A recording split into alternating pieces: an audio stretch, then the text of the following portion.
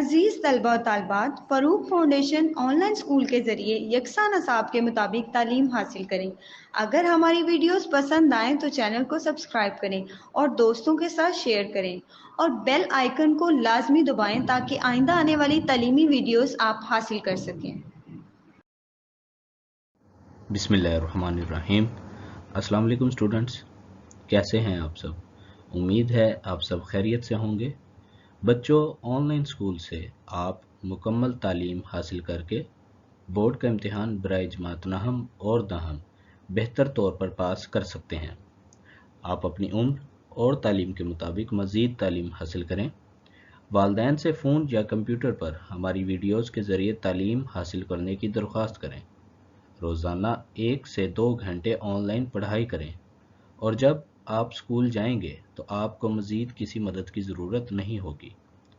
इस तरह पढ़ाई करके अपना वक्त और वालिदैन के अखराजात में बचत कर सकते हैं।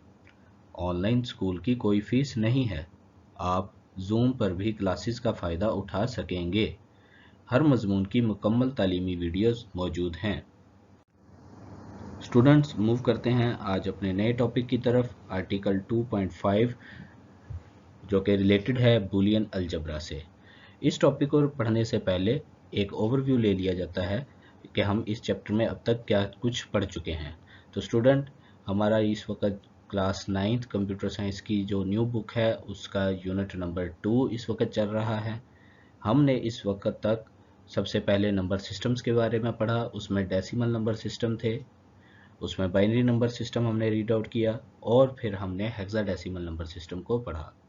उसके बाद स्टूडेंट्स हमने नंबर सिस्टम्स की कन्वर्जन पढ़ी, यानी डेसिमल को बाइनरी में कैसे कन्वर्ट करते हैं, बाइनरी को डेसिमल में हमने कैसे कन्वर्ट करना है। इसी तरह हेक्साडेसिमल की कन्वर्जन हमने देखी, डेसिमल में भी और बाइनरी में भी। उसके बाद स्टूडेंट्स हमने मेमोरी के बारे में पढ़ा, कंप्यूटर मेमोरी में उसके अंदर मेजरमेंट उसकी कैसे होती है, मेमोरी को मेजर कैसे करते हैं, उसके अंदर हम अपना डाटा सेव कैसे करते हैं, उससे रिलेटेड हमने स्टोरेज के बारे में पढ़ा। फिर हमने मेमोरी और स्टोरेज के आपस में डिफरेंस के बारे में भी डिटेल से पढ़ा था। आज हमारा जो स्टूडेंट्स टॉपिक है वो है बूलियन अलजबरा से रिलेटेड। स्टूडेंट्स, बूलियन अलजबरा क्या होता है? ये ऐसा अलजबरा है जिसको हम लॉजिक का अलजबरा कहते हैं, यानी अलजबरा ऑफ लॉजिक। इसको जॉर्ज बुली ने 1847 में जो है वो बनाया था। स्टूडेंट्स, इसके अंदर हम किस चीज़ का इस्तेमाल करते हैं? हम स्टूडेंट्स जो भी इस अलजबरा में काम करेंगे वो सारा का सारा बेस्ड है किस पर? प्रोपोजिशन स्टेटमेंट्स पर। यानी कि हम जो भी इस अलजबरा के अंदर काम करेंगे वो प्रोपोजिशन स्टेटमेंट्स के ऊपर डिपेंड होगा। अब स्टूडेंट्स, आपके जहन में ये सवाल आ रहा होगा कि ये प्रोपोजिशन स्टेटमेंट्स क्या हैं। तो स्टूडेंट, ये एक सेंटेंस होता है जो या तो ट्रू होगा या फॉल्स होगा, यानी आप इस स्टेटमेंट का जो आंसर देंगे वो या तो ट्रू बताएंगे या फॉल्स बताएंगे। इसके अलावा स्टूडेंट इसका कोई थर्ड आंसर नहीं होता। यहाँ पर एक चीज़ और भी मैं आपको बता दूं कि हर स्टेटमेंट जो है वो प्रोपोजिशन नहीं होती। जैसे एक स्टेटमेंट है कि आज आपने क्या खाया, उसका आंसर आप ट्रू या फॉल्स में नहीं दे सकते, उसका जो आंसर आप किसी और चीज़ में देंगे। तो ये जो स्टेटमेंट मैंने अभी आपको पूछा कि आज आपने क्या खाया, ये जो स्टेटमेंट है ये प्रोपोजिशन नहीं है। इसी तरह यानी हर स्टेटमेंट प्रोपोजिशन नहीं होती। अब इसका जो आंसर है वो ट्रू या फॉल्स नहीं होगा। वो स्टेटमेंट स्टूडेंट जिसका आंसर ट्रू या फॉल्स हो वही प्रोपोजिशन कहलाती है। और पूरे बूलियन अलजबरा में हम इन्हीं प्रोपोजिशंस की बात करेंगे। तो आइए इसकी डेफिनेशन देखते हैं स्टूडेंट्स। हमारे सामने यहाँ पर मेंशन किया गया है कि बूलियन अलजबरा में सबसे पहले बूलियन प्रोपोजिशन क्या होती है। अ proposition is a sentence that can either be true और फॉल्स, यानी ये एक ऐसी स्टेटमेंट या ऐसा सेंटेंस होगा जो या तो ट्रू होगा स्टूडेंट या फिर फॉल्स होगा। For example, the following sentences are proposition. अब यहाँ पर स्टूडेंट हमें ये कुछ एग्जाम्पल बताई जा रही हैं जो कि प्रोपोजिशंस हैं। Someone from our school can join Pakistani cricket team, यानी क्या हमारे स्कूल में से, वो पूछ रहा है someone from our school can join Pakistani cricket team, हमारे स्कूल में से कोई जो है स्टूडेंट वो पाकिस्तानी क्रिकेट टीम ज्वाइन कर सकता है। इसका आंसर या ट्रू होगा या false. I will get A+ grade in board exam, I want to excel in mathematics, this year PSL final match will be played in Lahore, I play chess. अब ये जो स्टेटमेंट्स हैं स्टूडेंट्स, इनका अगर आप गौर करें तो आंसर या तो ट्रू होगा या फिर फॉल्स होगा। But the following sentences are not propositions, जिसके अंदर वो कोई क्वेश्चन अगर आपसे पूछ रहा है हाउ आर यू, तो आप इसको आंसर ये नहीं कह सकते कि ट्रू या ये नहीं कह सकते कि फॉल्स, आप इसको अपना अपना हाल बताएंगे कि आप कैसे हैं। नेक्स्ट, क्लोज द डोर, इसका आंसर आप यस या नो में करेंगे या ऑर्डर ओबे करेंगे।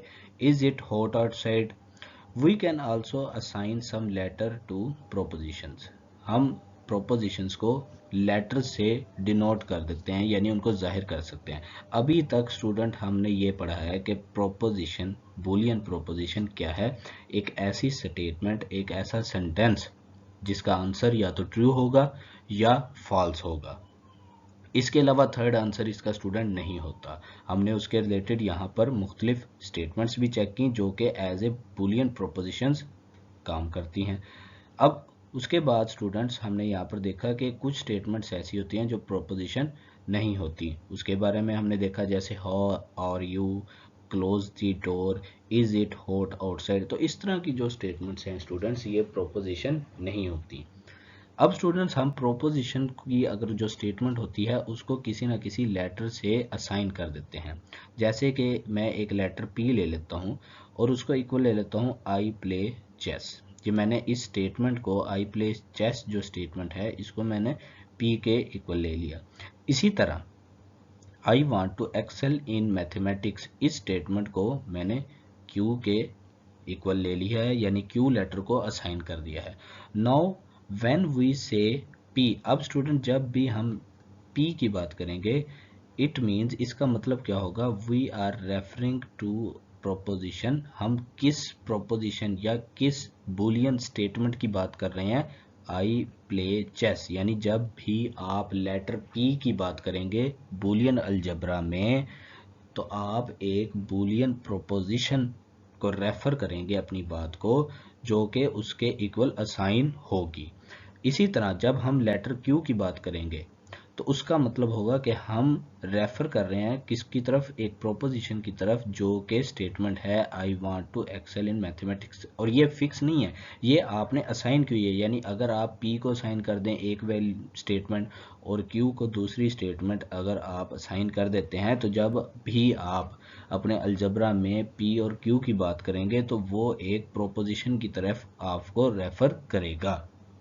मुझे उम्मीद है कि यहाँ तक आपको बात समझ आ गई होगी कि कुछ स्टेटमेंट्स ऐसी होती हैं बुलियन अलजेब्रा में जिसका आंसर या तो आप ट्रू में देते हैं या फॉल्स में देते हैं, और उन स्टेटमेंट्स को हम प्रोपोजिशंस कहते हैं। इसी तरह हर स्टेटमेंट स्टूडेंट प्रोपोजिशन नहीं होती। नेक्स्ट हमने देखा कि अगर कोई प्रोपोजिशन है तो हम उसको कोई ना कोई लेटर असाइन कर देते हैं, और जब हम उन लेटर्स के बारे में अलजेब्रा में बात करते हैं तो स्टूडेंट हम असल में रेफर करते हैं अपने उस लेटर को उसके अगेंस्ट असाइन प्रोपोजिशन के।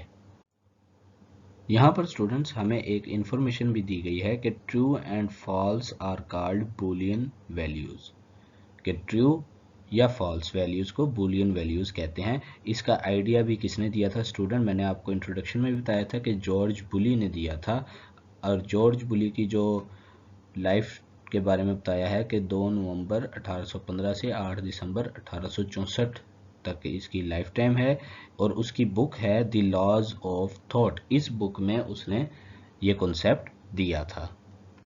नेक्स्ट है स्टूडेंट कि ट्रुथ वैल्यूज क्या होती हैं। Truth values students, truth values में हम बात करते हैं कि स्टेटमेंट प्रोपोजिशन का आंसर जो है वो ट्रुथ वैल्यूज में आता है। ऐसी प्रोपोजिशन ऐसी स्टेटमेंट जो प्रोपोजिशंस हैं, ऐसी स्टेटमेंट्स जो प्रोपोजिशंस हैं, उसका स्टूडेंट जो आंसर है वो हमेशा ट्रुथ वैल्यूज में आता है। ये ट्रुथ वैल्यूज क्या हैं? ये ट्रुथ वैल्यूज ट्रू या फॉल्स हैं, या अगर हम बात करें तो 1 और 0 हैं, या अगर हम इलेक्ट्रिक सर्किट्स में बात करें तो ये ऑन या ऑफ में होती हैं। तो हम ट्रुथ वैल्यूज को ट्रू या फॉल्स लेते हैं। यहाँ पर इसकी डेफिनेशन में भी स्टूडेंट्स यही है, every proposition takes one of two values, true और फॉल्स। हर प्रोपोजिशन स्टूडेंट्स दो वैल्यूज में से एक लेती है, और वो वैल्यू कौन सी होगी? ट्रू होगी या फॉल्स होगी। And these values are called the truth values, और इन वैल्यूज को स्टूडेंट्स ट्रुथ वैल्यूज कहते हैं।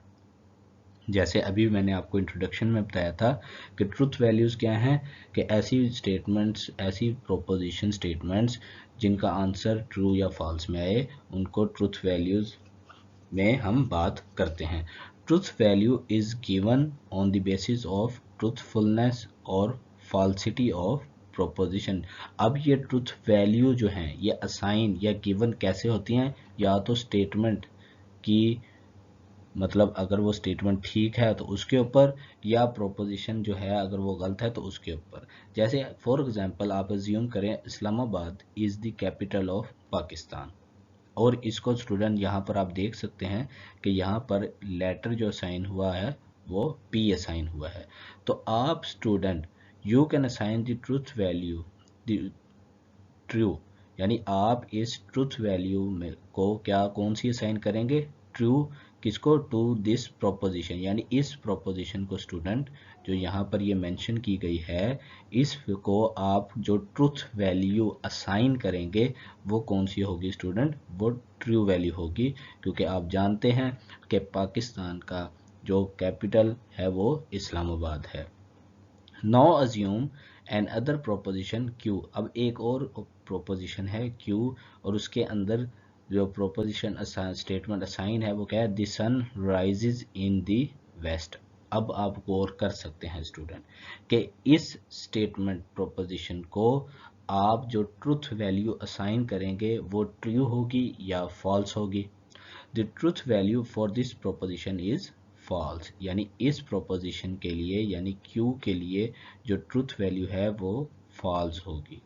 If we have proposition R, अगर हमारे पास एक और प्रोपोजिशन है आर, और वो इक्वल है किसके? स्टेटमेंट के I have completed my homework, then the truth value depends on the person who is assigning it.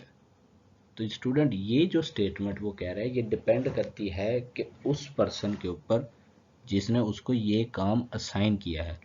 If a person has completed his homework then he can assign truth value true या false, यानी अगर आपके teacher आपको कोई काम assign करते हैं और वो आपका जब काम चेक करना चाहते हैं तो आप उनको कहते हैं आई हैव कंप्लीटेड माई होमवर्क, मैंने अपना होमवर्क कंप्लीट कर लिया। अब आपके टीचर आपका होमवर्क चेक करके आपकी इस स्टेटमेंट को ट्रुथ वैल्यू असाइन कर सकते हैं, जो कि या तो ट्रू होगी या फॉल्स होगी। तो स्टूडेंट्स ट्रुथ वैल्यूज में हमने क्या पढ़ा कि हर प्रोपोजिशन जो है वो दो वैल्यूज ट्रू या फॉल्स में से एक को पिक करती है, और इन वैल्यूज को हम ट्रुथ वैल्यूज कहते हैं। कौन सी वैल्यूज? ट्रू वैल्यू या फॉल्स वैल्यू। तो आपको, मुझे उम्मीद है कि आपको ये ट्रुथ वैल्यूज की समझ आ गई होगी। मूव करते हैं आगे कि हमारे पास लॉजिकल ऑपरेटर्स कौन से होते हैं। स्टूडेंट्स ये बहुत इम्पोर्टेंट टॉपिक है, आपको एमसीक्यूज़ के लिहाज से, शॉर्ट क्वेश्चंस के लिहाज से अक्सर ये क्वेश्चन एग्ज़ाम में आ जाता है। तो इस टॉपिक को ध्यान से समझिएगा, पढ़िएगा इसको बुक से। तो आइए देखते हैं कि लॉजिकल ऑपरेटर्स क्या होते हैं। स्टूडेंट्स जैसे आपको यहाँ दिखाया गया है कि हमारे पास तीन ऑपरेटर्स के नाम लिखे गए हैं। सबसे पहली चीज़ तो हमें ये पता होना चाहिए कि ऑपरेटर क्या चीज़ होती है। स्टूडेंट ऑपरेटर यहाँ पे मैं मेंशन कर देता हूँ, किसी न किसी सिंबल को रिप्रेजेंट करता है जो ऑपरेटर होता है। किसी ना किसी सिंबल को यानी अलामत को रिप्रेजेंट करता है। जैसे आप कैलकुलेटर पर अगर 2 नंबर्स को ऐड कर रहे हैं तो जो ऑपरेटर है ऐड करने के लिए वो प्लस का है।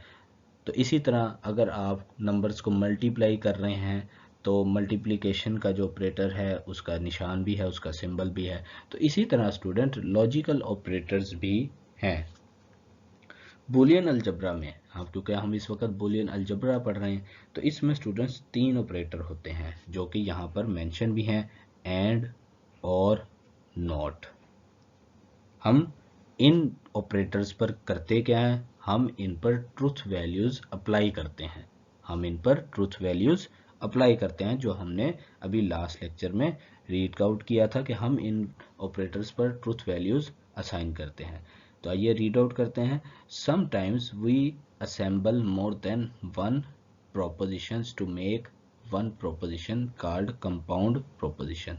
स्टूडेंट वो कह रहा है कि हम कई दफ़ा ऐसे करते हैं कि हम एक से ज़्यादा प्रोपोजिशंस को असेंबल करते हैं यानी जोड़ते हैं और एक कंपाउंड प्रोपोजिशन बना लेते हैं। जैसा कि नीचे एक एग्जांपल में है, today is Monday, I am in school. अब वो इसको स्टूडेंट कैसे असेंबल कर रहा है यहाँ पर देखें। Today is Monday, I am in school, ये तो थी आपकी प्रोपोजिशन स्टेटमेंट्स। अब उसने यहाँ पर इसको असेंबल कैसे किया, इस एंड से। यानी आप यहाँ पर देख सकते हैं कि इस एंड से उसने इसको असेंबल किया है। इज अ कंपाउंड प्रोपोजिशन, यानी इन लॉजिकल ऑपरेटर्स को यूज करते हुए हम एक कंपाउंड प्रोपोजिशन जिसके अंदर हमारी 2 या 3 हमारे एक सिंगल प्रोपोजिशन हो सकती हैं अलग अलग, हम उनको कंबाइन करके एक कंपाउंड प्रोपोजिशंस बना लेते हैं। Truth value of compound proposition depends upon the truth values of the individual propositions and the logical operator, यानी इंडिविजुअल प्रोपोजिशंस पर एक तो डिपेंड करेगा और the logical operator use to connect the proposition, यानी आपकी कंपाउंड प्रोपोजिशन का overall जो ट्रूथ वैल्यू होगी या वो ट्रू होगी या फॉल्स होगी, वो 2 चीज़ों पर डिपेंड करती है। पहली चीज़ क्या है कि इंडिविजुअल प्रोपोजिशन क्या है, यानी कि पहली चीज़ तो ये आ गई, यहाँ पर मैं मेंशन कर देता हूँ। पहली चीज़ तो ये इंडिविजुअल प्रोपोजिशन पर डिपेंड करती है। सेकंड जो है logical operator used to connect, यानी उन प्रोपोजिशंस को कनेक्ट करने के लिए आपने लॉजिकल ऑपरेटर, जिसके बारे में हमने यहाँ पर ये पढ़ा था एंड और नॉट, ये ऊपर मेंशन कर दिया है मैंने, इन ऑपरेटर्स के ऊपर डिपेंड करता है। इन दिस एग्जाम्पल, यानी यहाँ पर ये जो एग्जाम्पल है यहाँ पर वो कह रहा है and is a logical operator. इस एग्जाम्पल में वो कह रहा है कि एंड जो है वो लॉजिकल ऑपरेटर है। In the following we discuss 3 most commonly used logical operator. अब आगे आपको यहाँ पर डिटेल में वो इसके बारे में मजीद बता रहा है, लेकिन आप अगर इस एग्जाम्पल को देखें तो ये एक प्रोपोजिशन मेरे पास ये थी टुडे इज मंडे और दूसरी प्रोपोजिशन थी I am in school. In 2 propositions को असेंबल करने के लिए एक लॉजिकल ऑपरेटर यूज हुआ है और वो है एंड। तो इससे हमारी एक कंपाउंड प्रोपोजिशन बनी है। एंड ऑपरेटर क्या होता है स्टूडेंट्स?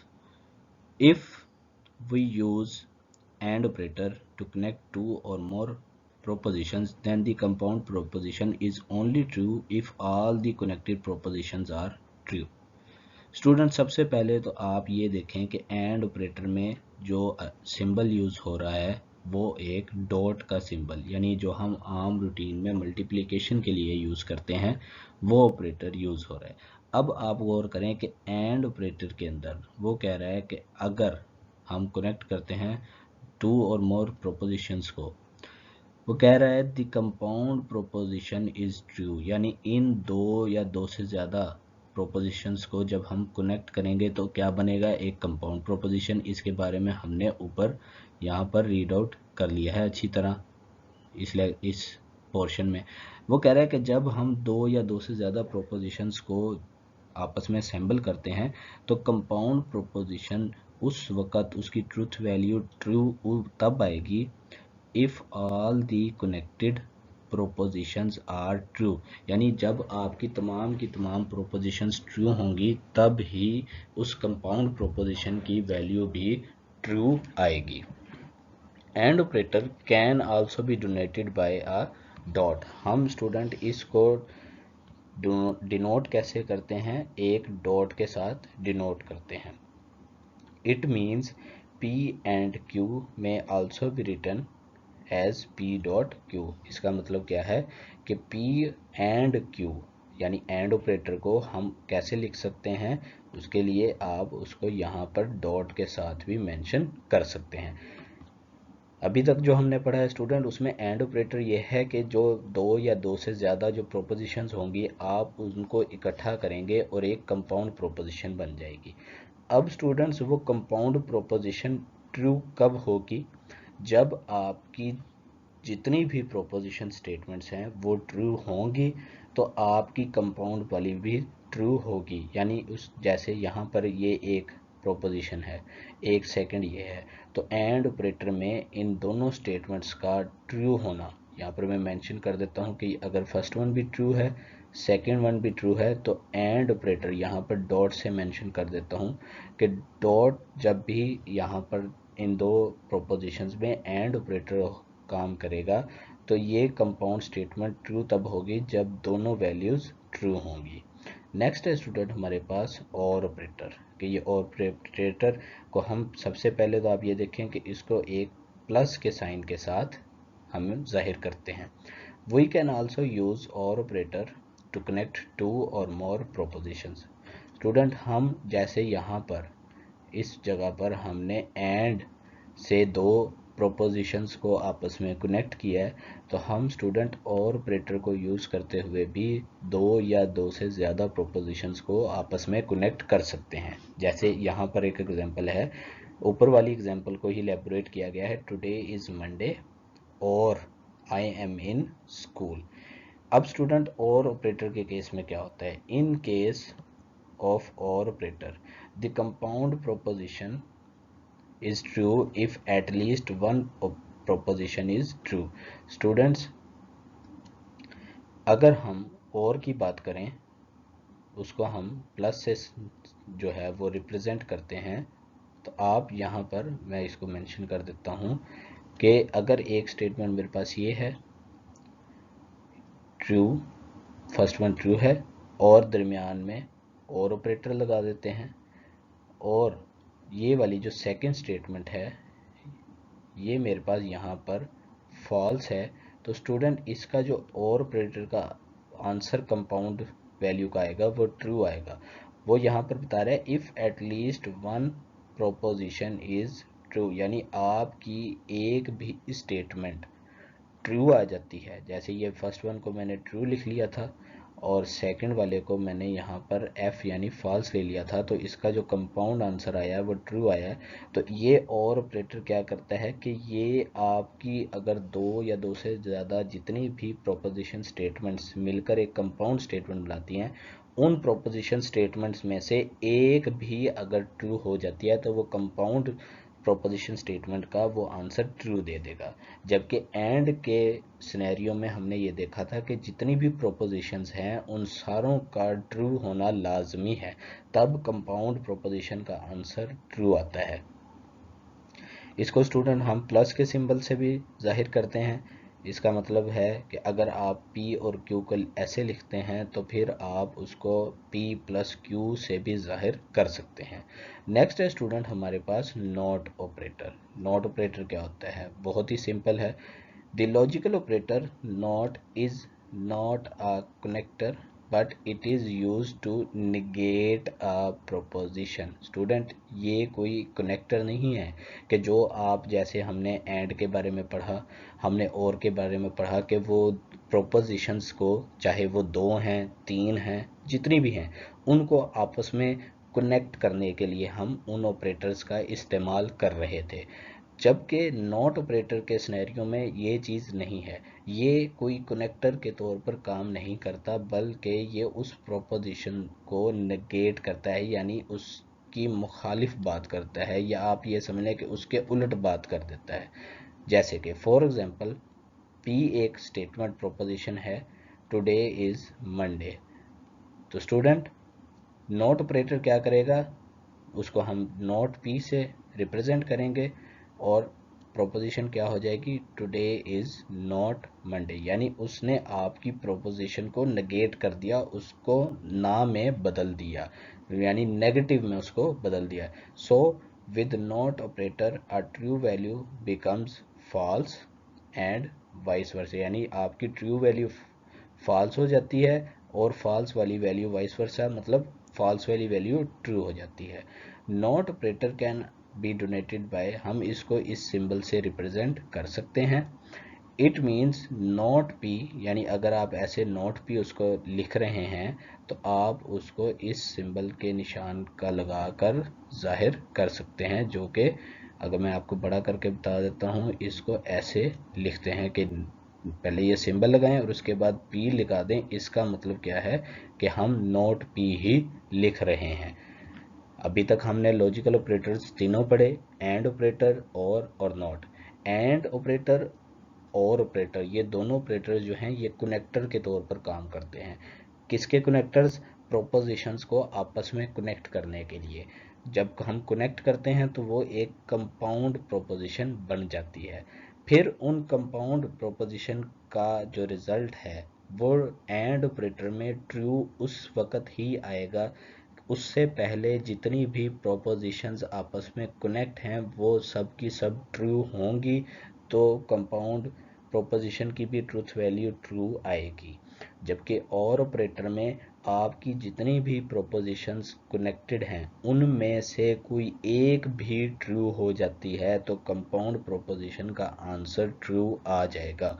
उसमें और ऑपरेटर में तमाम की तमाम प्रोपोजिशंस के ट्रू होने की शर्त नहीं है, वो एंड के सिनेरियो में ही मौजूद है।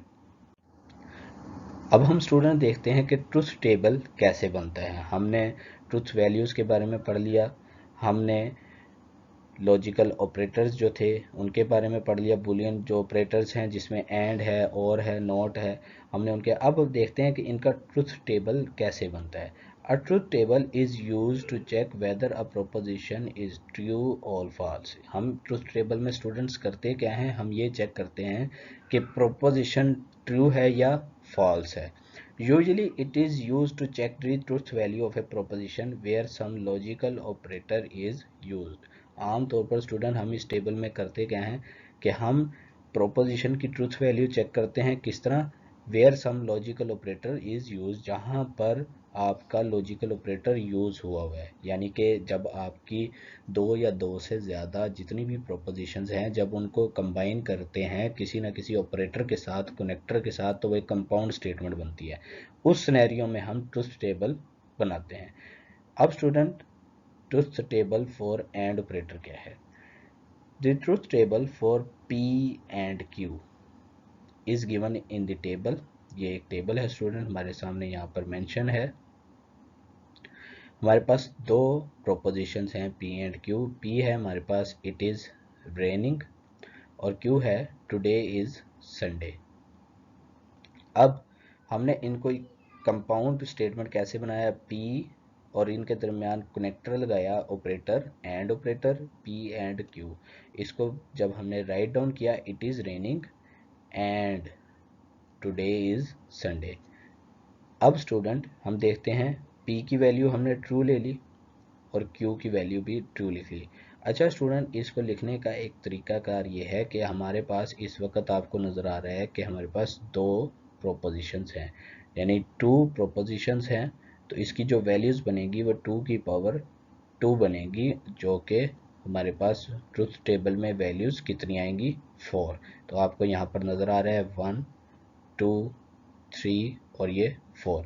इसको लिखने का तरीका ये है स्टूडेंट इस टेबल को कि आपने सबसे पहले जब आपने P लिखना है तो आप उसकी पहली दो वैल्यूज ट्रू लेंगे और लास्ट वाली वैल्यू फॉल्स ले लेंगे।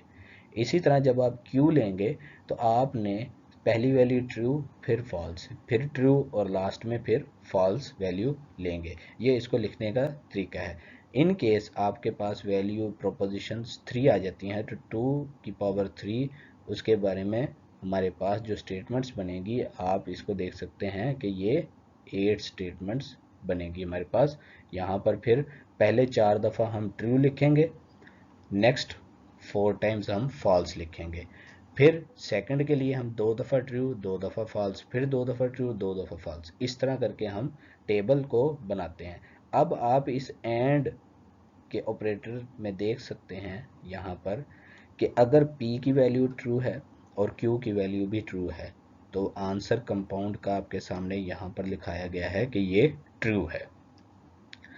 इसी तरह P की स्टेटमेंट ट्रू है, Q की स्टेटमेंट फॉल्स है, यानी आप कहते हैं इट इज़ रेनिंग, ये स्टेटमेंट ट्रू है, और Q फॉल्स है, यानी टुडे इज़ संडे, आप कहते हैं नहीं आज संडे नहीं है, टुडे इज़ फ्राइडे, तो ये आपकी स्टेटमेंट अगर फॉल्स है तो एंड के ऑपरेटर के दौरान हमारा आंसर क्या होगा, फॉल्स हो जाएगा। क्योंकि मैंने आपको, जब हम डिटेल से एंड ऑपरेटर के बारे में पढ़ रहे थे उस लेक्चर में मैंने आपको ये बताया था कि एंड ऑपरेटर अपना आंसर कंपाउंड प्रोपोजिशन में ट्रू उसी वक्त देगा जब आपकी दोनों प्रोपोजिशंस ट्रू होंगी। तो फर्स्ट वन में जब दोनों प्रोपोजिशन ट्रू हैं तो आप देख सकते हैं कि यहाँ पर आंसर भी उसका ट्रू है। उसके अलावा जितनी भी पोजीशंस हैं उसमें आंसर फॉल्स ही आ रहा है। If both P and Q are true, then P and Q is also true. It means it is raining on Sunday. यानी कंपाउंड स्टेटमेंट का फिर आंसर क्या होगा, it is raining on Sunday. This situation is shown on row 1 of table. Suppose it is raining but not on Sunday, then P is true and Q is false. ये अभी मैंने आपको detail से table में समझाया कि अगर एक बात आपकी ट्रू है दूसरी फॉल्स है, due to which P and Q is also false, तो उसका कंपाउंड का रिजल्ट भी क्या आएगा स्टूडेंट, फॉल्स में ही आएगा। It is not raining on Sunday, यानी आपकी जो नेक्स्ट है वो वैल्यू भी यहाँ पर दिखाई गई है कि फॉल्स के इट इज़ नॉट रेनिंग, और आगे इट इज़ संडे वो स्टेटमेंट ट्रू है, एक फॉल्स है तो उसका आंसर भी फॉल्स। तो स्टूडेंट ये इस तरह एंड का जो है वो टेबल ट्रुथ टेबल बनता है। जबकि अगर हम बात करें ट्रुथ टेबल फॉर और ऑपरेटर, तो इसके अंदर स्टूडेंट मैंने आपको बताया था कि कोई एक भी प्रोपोजिशन अगर आपकी ट्रू है तो आपका आंसर ट्रू आ जाएगा। For same proposition P and Q, let's see the table. अब टेबल है उसमें ऑपरेटर यूज किया गया है और P और Q, इट इज रेनिंग और इट इज संडे। अब कोई भी चीज़, यानी अगर आज दिन संडे है और अगर बारिश नहीं हो रही तो एक भी स्टेटमेंट अगर आपकी ट्रू हो जाती है तो कंपाउंड स्टेटमेंट आपका जो आंसर देगा वो ट्रू देगा। जैसे पहली अगर ट्रू है यानी इट इज़ रेनिंग, और दूसरी स्टेटमेंट भी आपकी ट्रू है, यहाँ पर P it is raining, Q it is Sunday, तो आंसर ट्रू।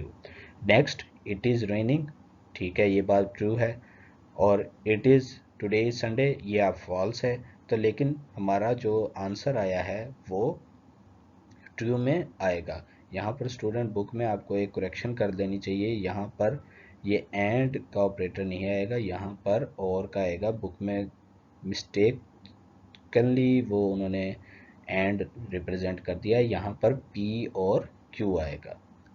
इसी तरह अगर आपकी पहली स्टेटमेंट पहली प्रोपोजिशन फॉल्स है तो Q ट्रू है, तो इसका आंसर भी आप देख रहे हैं कि एंड और के ऑपरेटर में हमारे पास जो आंसर है P और Q का वो क्या है, ट्रू। इसी तरह ये फॉल्स कब होगी, जब दोनों प्रोपोजिशंस हमारी फॉल्स हो जाएंगी, तब हमारा P और Q का जो कंपाउंड प्रोपोजिशन का आंसर होगा वो भी फॉल्स तब होगा। मुझे उम्मीद है कि इस ट्रुथ टेबल से आपको क्लियर हो गई होंगी बातें कि कौन सी वैल्यू ट्रू है कौन सी फॉल्स है, हम एंड में कब कंपाउंड प्रोपोजिशन ट्रू देते हैं और के सिनेरियो में हमारी ट्रू वैल्यू कब आती है, ये टेबल से आपको समझ आ गई होगी। नेक्स्ट है स्टूडेंट हमारे पास के नॉट ऑपरेटर के लिए हम ट्रुथ टेबल क्या बनाते हैं। अगर आपको याद हो कि मैं जब आपको logical operator Boolean logical operator not के बारे में बता रहा था तो उसमें हमने देखा था कि ये कोई कनेक्टर के तौर पर काम नहीं करता, ये वैल्यू को नेगेट करता है। तो देखें अगर एक P प्रोपोजिशन है अगर वो ट्रू है तो नॉट P क्या कर रहा है, उसको नेगेट कर रहा है, उसको फॉल्स कर रहा है। और अगर एक प्रोपोजिशन फॉल्स है तो नॉट पी जो ऑपरेटर है वो क्या कर रहा है, उसको ट्रू कर रहा है। इसी तरह अगर स्टूडेंट हमारे पास कोई एक बूलियन एक्सप्रेशन जो कि कम्प्लेक्स है उसके बारे में ट्रुथ टेबल आ जाए तो हम फिर कैसे बनाएंगे। जैसे एक एक्सप्रेशन है हमारे पास not P and Q, not P and Q. तो स्टूडेंट हमने तो एग्जांपल में देखा था कि हमें तो पी दी गई है। तो स्टूडेंट हमारे पास इस वक्त दो वैल्यूज हैं, इसका मतलब हमारी 4 वैल्यूज आएंगी। 2 दफ़ा ट्रू लिखेंगे पहले पी में, फिर 2 दफ़ा फॉल्स लिखेंगे। स्टूडेंट पी की वैल्यू लिखने के बाद हम उसका नॉट का ट्रुथ टेबल बनाएंगे, यानी उनको निगेट करेंगे। यानी अगर p की वैल्यू ट्रू है तो नॉट p में फॉल्स होगी, फिर ट्रू है फिर फॉल्स होगी। अगर फॉल्स है थर्ड वैल्यू तो फिर हमने इसको ट्रू कर दिया, और इसी तरह लास्ट वैल्यू को। फिर हम q की वैल्यू लेते हैं ट्रू फॉल्स, ट्रू फॉल्स। ये आपको टेबल बनाते हुए मैंने बताया भी था कि पहले आपने 4 दफ़ा ट्रू लिख लेना है p के सेक्शन में, दो दफ़ा। अगर आपके टू स्टेटमेंट्स हैं, अगर आपकी स्टूडेंट्स टू स्टेटमेंट्स हैं तो पहले आप 2 दफ़ा आप पहले ट्रू लिखेंगे, फिर आप 2 दफ़ा फॉल्स लिखेंगे। इसी तरह दूसरे क्यू में फिर आप पहले लिखेंगे ट्रू, फिर आप लिखेंगे फॉल्स, फिर ट्रू, और लास्ट में फिर आप लिखेंगे फॉल्स। इसी तरह ये देखें, आपको P में पहले 2 दफ़ा ट्रू लिख के दिखाया और फिर फॉल्स लिख के दिखाया, फिर इसका कंडीशन के मुताबिक हमने नॉट P लिया है। अब जब स्टूडेंट Q की जब बारी आई है तो हमने एक दफ़ा ट्रू एक दफ़ा फॉल्स, एक दफ़ा ट्रू फिर फॉल्स। अब स्टूडेंट जो हमारी कंपाउंड स्टेटमेंट है वो P एंड Q नहीं है, वो नॉट P एंड Q है। यानी हमने अपना जो कंपाउंड स्टेटमेंट बनानी है वो इस नॉट P से बनानी है। फॉल्स एंड ट्रू, यानी दोनों में से एक फॉल्स है तो आंसर एंड के सिनेरियो में फॉल्स, दोनों फॉल्स हैं तो एंड के सिनेरियो में फॉल्स, दोनों ट्रू हैं। स्टूडेंट इस सिनेरियो में अगर आप देखें कि दोनों स्टेटमेंट्स ट्रू हैं तो आपका आंसर तब ही ट्रू आएगा, और अगर उनमें से कोई एक ट्रू है और एक फॉल्स है तो आपका आंसर फॉल्स ही आएगा। तो इस तरह स्टूडेंट्स हम ट्रुथ टेबल बनाते हैं कॉम्प्लेक्स बूलियन एक्सप्रेशंस के लिए। आज के टॉपिक में स्टूडेंट्स हमने अभी तक जो रीड आउट किया, हमने बूलियन अलजबरा के बारे में सबसे पहले पढ़ा। उसके अंदर हमने पढ़ा कि प्रोपोजिशंस क्या होती हैं, उनका आंसर किस में आता है, ट्रू में आता है और फॉल्स में आता है। उसके बाद हमने ट्रुथ वैल्यूज़ के बारे में पढ़ा जो कि आंसर आपको देती हैं, ट्रुथ वैल्यूज़ क्या हैं। फिर हमने लॉजिकल ऑपरेटर्स के बारे में पढ़ा, उसमें एंड ऑपरेटर, और ऑपरेटर, नॉट ऑपरेटर्स, ये तीनों हमने पढ़े। उसके बाद स्टूडेंट हमने इन तीनों ऑपरेटर्स से रिलेटेड ट्रुथ टेबल बनाने सीखे कि ट्रुथ टेबल में इनको रिप्रेजेंट कैसे किया जाता है, और जो कॉम्प्लेक्स या कोई आसान बूलियन एक्सप्रेशंस आ जाए उससे रिलेट हम अलग अलग जो हैं वो ट्रुथ टेबल कैसे बनाते हैं। मुझे उम्मीद है कि आज के लेक्चर की आपको अच्छी तरह समझ आ गई होगी। आप इसको बुक से भी रीड आउट कीजिएगा। नेक्स्ट लेक्चर तक के लिए अपना बहुत सारा ख्याल रखिएगा। अल्लाह हाफिज़।